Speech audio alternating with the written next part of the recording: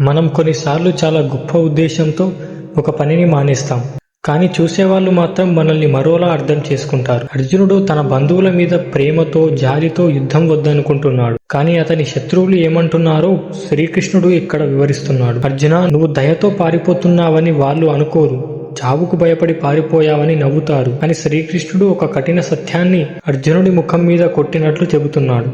అదేంటో మనం ఇప్పుడు ఈ శ్లోకం ద్వారా చూద్దాం.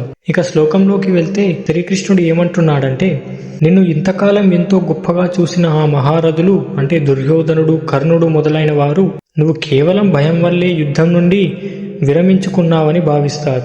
ఇప్పటి వరకు వారి దృష్టిలో నీకున్న గౌరవం కాస్త ఇప్పుడు అత్యంత తక్కువగా మారిపోతుంది. ఇక్కడ శ్రీకృష్ణుడు ఒక సైకాలజీ వాడుతున్నాడు.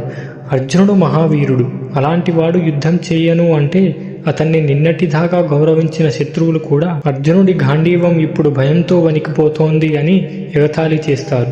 మనం ఎంత మంచి ఉద్దేశంతో నిర్ణయం తీసుకున్నా అది మన వృత్తి ధర్మానికి విరుద్ధంగా ఉంటే లోకం దాన్ని పిరికితనంగానే ముద్రిస్తుంది. ఈ శ్లోకం మనకు ఇచ్చే పాఠం ఏంటంటే, సామాజిక గుర్తింపు మరియు బాధ్యత. మన సామర్థ్యం మీద లోకానికి నమ్మకం ఉన్నప్పుడు మనం భయపడి వెనకడుగు వేస్తే ఆ నమ్మకం ఒక్క క్షణంలో ముక్కలైపోతుంది. మనం మన క్యారెక్టర్ను నిర్మించుకోవడానికి ఏళ్లకు ఏళ్లు పడుతుంది, కానీ ఒక్క తప్పుడు నిర్ణయం మనకున్న మంచి పేరుని కాస్త చెడ్డగా మార్చేస్తుంది. నీ బలహీనత నీ శత్రువుకి బలం కాకూడదు.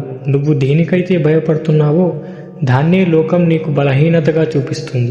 అర్జున, నువ్వు జాలితో వెనక్కి వెళ్తే నీ శత్రువులు దాన్ని పిరికితనంగా పిలుస్తారు. ఇంతకాలం నువ్వు సంపాదించుకున్న కీర్తి అంతా పోతుంది. ఇది నీకు ఇష్టమేనా అని శ్రీకృష్ణుడు అర్జునుడిని ఆలోచనల్లో పడేశాడు. నీ శత్రువులు నిన్ను అనరాని మాటలు అంటారు, నీ సామర్థ్యాన్ని నిందిస్తారు.